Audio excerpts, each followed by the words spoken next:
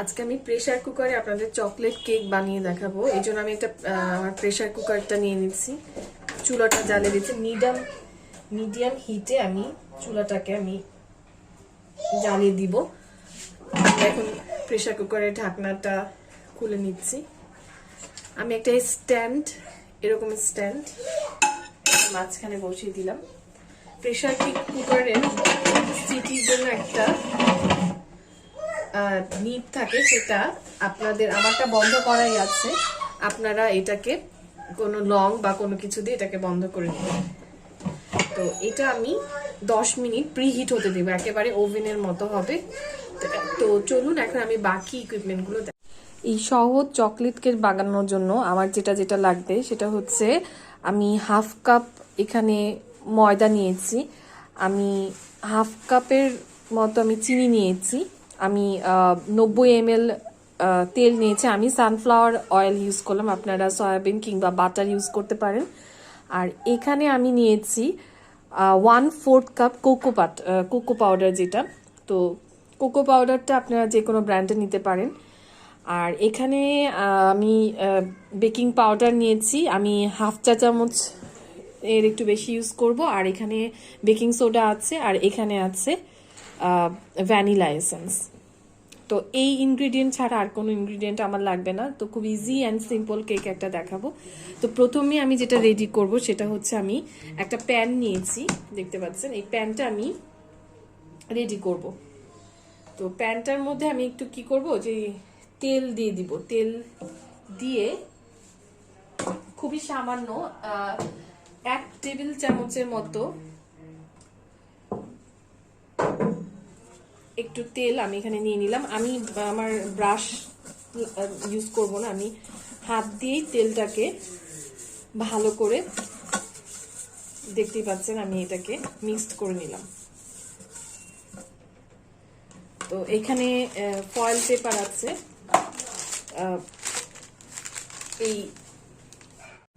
এখানে কেকের জন্য যে বেকিং পেপারটা আছে, এই বেকিং পেপারটাকে আমি কেটে নিব।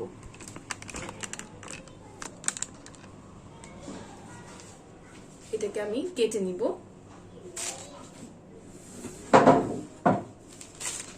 তো এটাকে আমি একটু রাউন্ড সাইজ করে কেটে আমি আপনাদেরকে একটু দেখাই।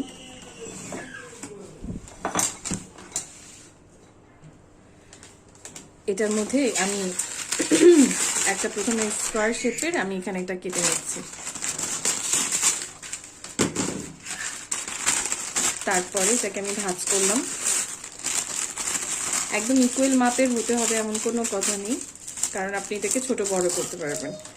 এরপর এটাকে আমি রাউন্ড শেপে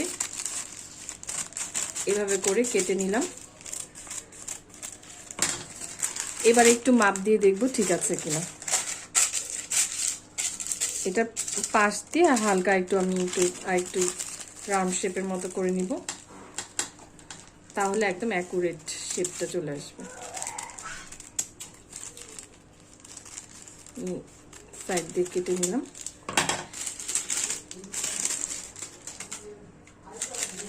এই যে পুরোপুরি দেখুন একদম রাউন্ড শেপের হয়ে গেছে। তো এর মধ্যেও আমি যেটা করব, এটা হালকা একটু তেল, এখানে যদি বেশি তেল পড়ে যায় তাহলে আর আলাদা করে দিবেন না। আমি হালকা একটু তেল, এই যদিও এটা বেকিং পেপার, তারপরে যখন আপনি হালকা করে এটার মধ্যে দিয়ে দিবেন, তখন কেকটা আপনার খুব সহজেই ছেড়ে আসবে, এটাকে তুলতে কোনো কষ্ট হবে না। হাত দিয়ে মাখিয়ে নেবেন একদম সুন্দর করে। তবে খেয়াল রাখতে হবে এক্সট্রা তেল যেন এটার মধ্যে না থাকে। এক্সট্রা তেল থাকলে যেটা হবে যে আপনার কেকটা বসে যেতে পারে, এটা খেয়াল রাখবেন। আমি বেকিং পেপার নষ্ট করব না, আমার বাকি যে বেকিং পেপার আছে সেটা আমি কেটে কেটে আমি চারপাশ দিয়ে একটু একটু করে তেল মাখিয়ে নিব, আর চারপাশে আমি দিয়ে দিব। আমি নষ্ট করতে যাচ্ছি না, কোনো প্রয়োজন নাই একদম মানে একদম মাপে মাপে লেগে যেতে হবে এমন কোনো কিছু। এটাকে আমি বাকিটুকু কেটে দিলাম। সেম ওরকম আমি হালকা একটু তেল মাখিয়ে মাখিয়ে চারপাশটাতে আমি এটাতে আরেকটা কাজ হবে কি, যেটা একদম স্টিকি হয়ে লেগে যাবে। আর একটু ওই পাশটাতে আমার আরেকটু লাগবে।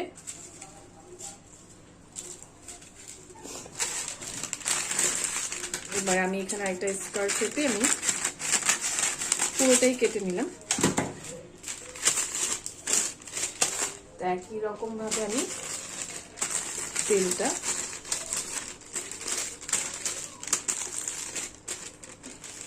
পুরোটা লাগিয়ে আমি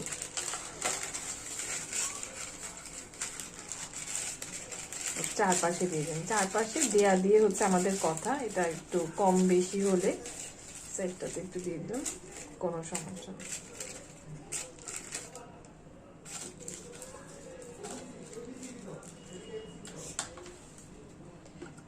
বাকিটা এভাবে করে আমি বাকি যে পেপারটা সেটা আমি কেটে দিলাম। ওকে, আবার একটু স্টিকিং করে দিলাম। এটা জাস্ট কেকটাকে উঠে আসতে সহায়তা করবে, দ্যাটস ইট, আর বেশি কিছু না। তো হয়ে গেল। তো এখন আমি যেটা করব সেটা হচ্ছে, কাগজগুলো কিন্তু সরিয়ে ফেললাম, আমি ড্রাই যে ইনগ্রিডিয়েন্টস গুলো সেগুলো একটু রেডি করব। এটাকে আমি একটু সরিয়ে রাখছি। তো ড্রাই ইনগ্রিডিয়েন্টস গুলো রেডি করার জন্য আমি একটু দেখাই। আমি একটা বাটিটা নিলাম, কারণ একটু ফ্লাওয়ার পড়ে যেতে পারে। আর একটা চালুনি লাগবে আমাদের, এরকম একটা মেশানোর জন্য আমাদের যেটা লাগবে সেটা হচ্ছে চালুনি। এটাকে এটার উপরে রাখলাম। তো যেটা করব, যে শুকনো যে উপকরণগুলো আছে, যেমন এইখানে আছে 1/2 কাপ ময়দা অল পারপাস দিয়ে দিলাম, 1/4 কাপ কোকো পাউডার দিয়ে দিলাম। এখন দিব বেকিং পাউডার। বেকিং পাউডারটাও আমি এখানে 1 টিস্পুনের মতো বেকিং পাউডার দিয়ে দিলাম। আর বেকিং সোডা যেটা, সেটা একেবারে সামান্য দিব।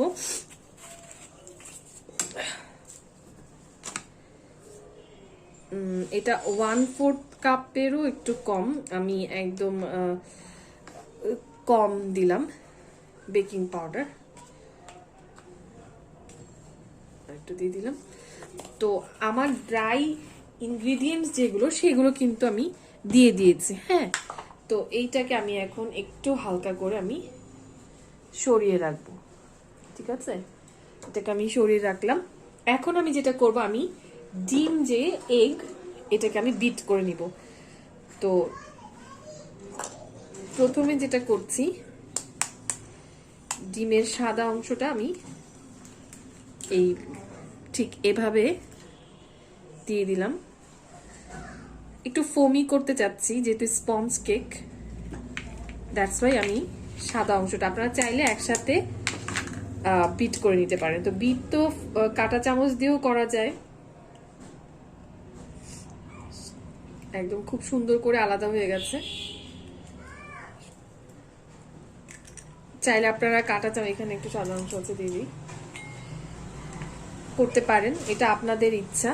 আর আমি যেটা এখন সময়ের স্বল্পতার জন্য আমি বিট করে নিব, আমি বিটার দিয়ে, হ্যান্ড বিটার দিয়ে। তো এটাকে আমি হ্যান্ড বিটার দিয়ে বিট করছি। বাবা, আমি প্রথমে হ্যান্ড বিটার দিয়ে সাদা অংশটা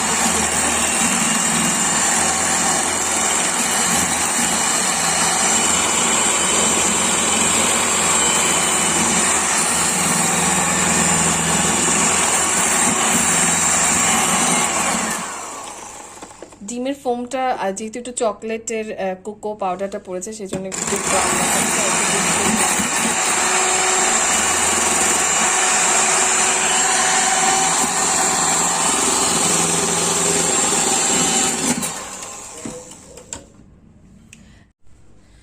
তো আমি ডিমের সাদা অংশটা করতে করতে আমি চিনিটা দিয়ে দিব। চিনিটা হাফ কাপ দিলাম, আবার দিয়ে দিলাম।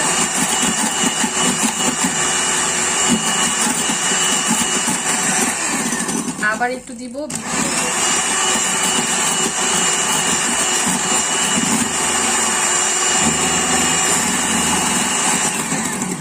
বাকিটুকু দিয়ে দিচ্ছি।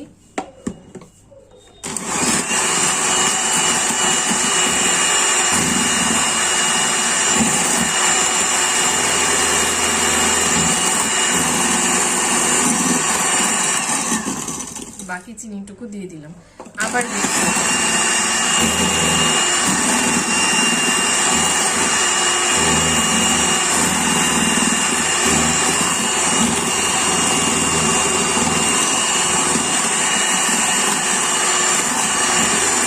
চিনিটা যতক্ষণ না গলে যাবে ততক্ষণ কিন্তু বিট করব।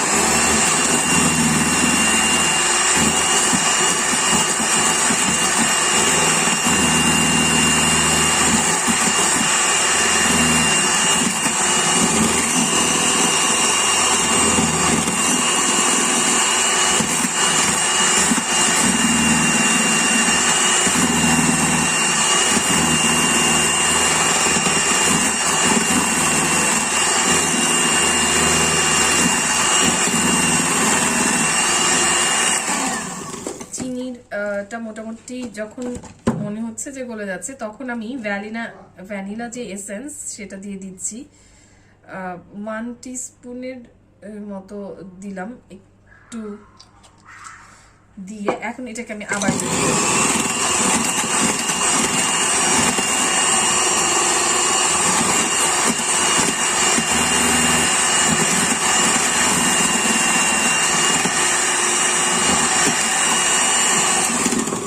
এরপরে আমি ডিমের কুসুমটা দিয়ে দিলাম, কুসুম দিয়ে আবার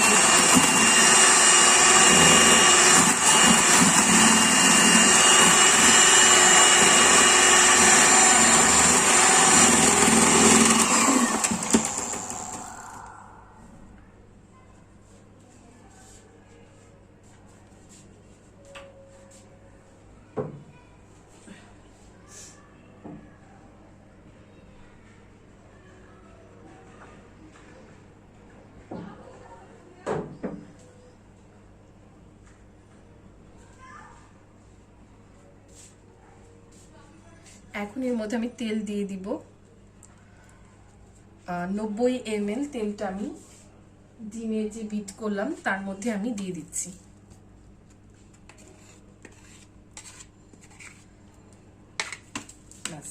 এটাকে আমি আর একবার বিট করব।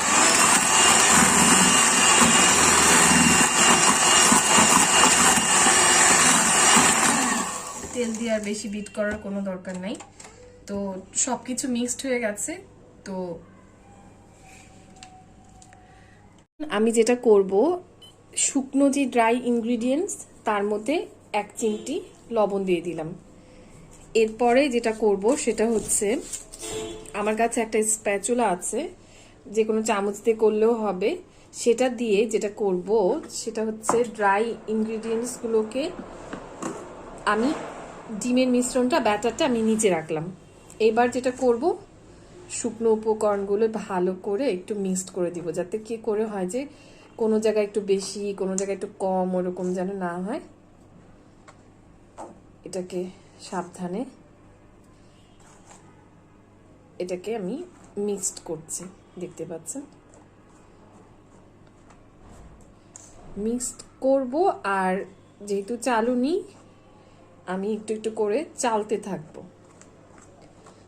এটা করলে মিহি হবে জিনিসটা, ব্যাটারটা একদম মসৃণ হবে, আর ইকুয়ালি প্রত্যেকটা ড্রাই যে ইনগ্রিডিয়েন্টস আছে, ময়দা, তারপরে কোকো পাউডার, তারপর baking soda, baking powder, everything আপনার সুন্দর করে একদম ব্যাটারটার সাথে একদম সুন্দর করে মিশে যাচ্ছে।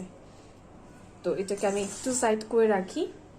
এইবার আমি এটাকে কাট অ্যান্ড ফোল্ড মেথড করে যে কোনো একদিক থেকে আস্তে করে আলতো করে ব্যাটারটার সাথে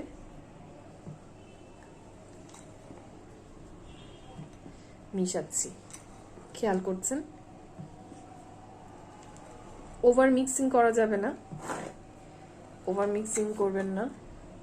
জাস্ট আমি শুকনো উপকরণগুলো যাতে ভালো করে কেকটার সাথে মিশে যায় সেটাই আমাকে করতে হবে।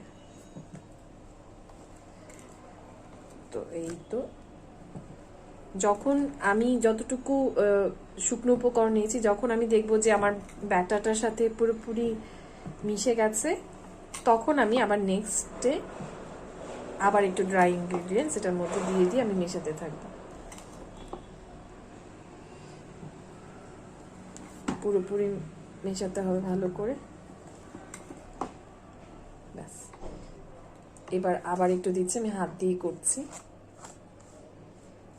চাইলে আপনি একটা চামচ ইউজ করতে পারেন।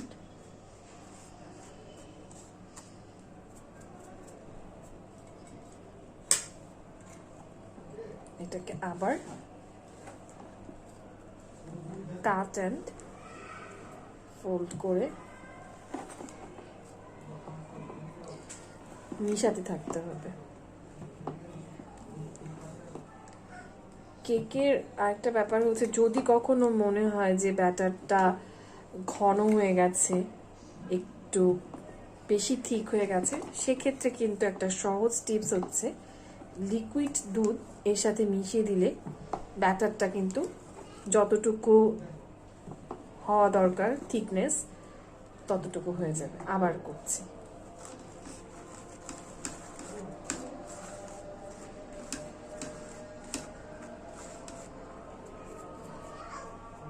আবার মেশাবো।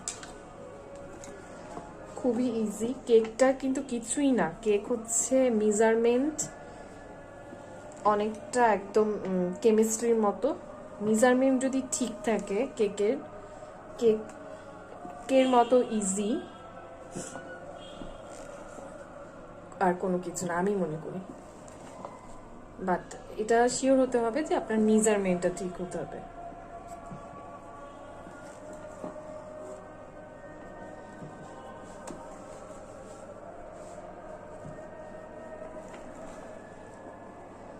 তো আমি বাকিগুলো দিয়ে দিচ্ছি। সবার শেষে আমি একটু দুধ অ্যাড করব। দুধটা অ্যাড করার একটা ভালো দিক হচ্ছে আপনার কেক অনেক ময়েস্ট হয়, একদম নরম হয়, এবং এটার মিল্কটা আপনার কেকের স্বাদটাকেও অনেক এনহ্যান্স করে।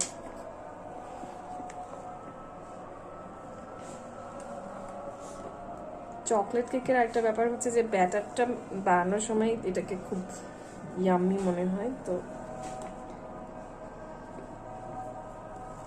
এইভাবে করে কাট অ্যান্ড ফোল্ড করতে করতে মিক্সড করতে হবে।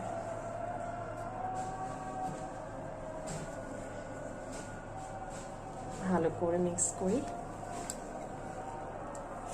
এটার উপর চাইলে আপনারা একটু নাটসও দিয়ে দিতে পারেন, ফ্রুট কেকের মতো হবে। আমি নাটস ইউজ করব একদম টপে।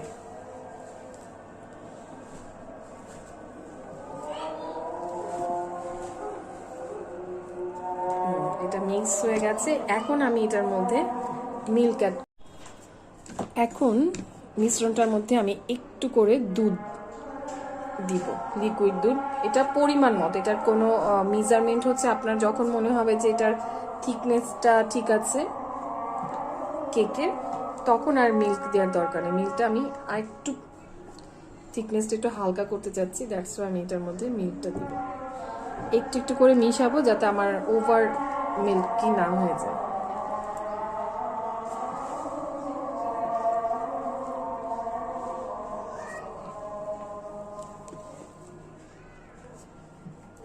ব্যাস, এভাবে করে মিক্সটা পুরো হয়ে গেছে। আমি পুরোটাই দিয়ে দিচ্ছি। এটা একদম খুব সফট করে ফেলবে, আর খেতে খুবই ভালো লাগবে। যে মিল্ক তো যে কোনো জিনিসের টেস্টটা এনহ্যান্স করতে সহায়তা করে। এখন থিকনেসটা দেখুন, একেবারে পারফেক্ট। এখন ইটস রেডি ফর বেকিং। তো পুরোপুরি আমারটা মিক্স হলো। এখন যেটা করব, আমার রেডি করে রাখা যেই মোলটা আবার নিলাম। মোলটা নিয়ে যেটা করব আমি সেটা হচ্ছে সেট করে দিচ্ছি, আবার পাশে দিয়ে সেট করে দিলাম। তো যাই হোক, তো এখন যেটা করব, আমি আমার কেকের যেই মিশ্রণটা মোলটার মধ্যে ঢেলে দিচ্ছি। স্মেল এখনই খুবই সুন্দর আসছে, বেকিং এর পর হোপফুলি ইনশাআল্লাহ ভালো হবে। তো লেটস মেক ইট। আমি পুরো যে কেকের যে ব্যাটারটা পুরোপুরি স্প্যাচুলা ইউজ করার এটা হচ্ছে একটা সুবিধার দিক, যে একদম পুরোপুরি আপনার কোনো ওয়াস্ট হচ্ছে না। চামচে কিংবা মিক্সারে যেটা হয়, স্প্যাচুলার সাহায্যে আমি একেবারে পুরোপুরি মিশ্রণটা একেবারে দেখতে পাচ্ছেন ভালো করে, আমি একেবারে সুন্দর করে মিক্সচারটাকে নিয়ে নিলাম। পুরোপুরি কোনো ওয়াস্ট হলো না, পুরোপুরি ভালো করে কেকের মিক্সচারটা নিলাম। কেকটা কিন্তু এখন আমার রেডি। এখন আমি লাস্ট আরেকটা জিনিস করব, সেটা হচ্ছে আমি এটাকে একটু ট্যাপ করব। ভেতরের যে এয়ার বাবলগুলো আছে সেটা বের হয়ে যাবে।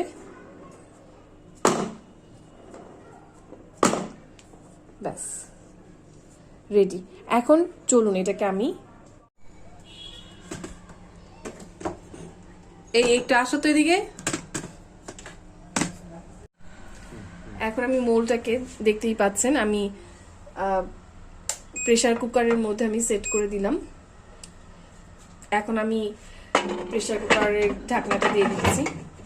এটা এখন 10 মিনিট রাখবো মিডিয়াম লো আছে। 10 মিনিট পর এসে এটাকে আমি আবার চেক করব। ফিরে আসলাম 10 মিনিট পর। দেখুন আমার কেকটা কতখানি ফুলে গেছে। তো এটা এখনো নরম আছে ভেতরের দিকে, তো আমি আরো 10 মিনিট ওয়েট করব পুরোপুরি ডান হয়ে যাওয়ার জন্য। একদম সুন্দর ফুলে গেছে, প্রায় অর্ধেক ফুলে গেছে। তো 10 মিনিট পর আমি ফিরে আসছি, আবার ঢাকনাটা আবার দিয়ে দিচ্ছি। আরে কোথায় চলে যাচ্ছি?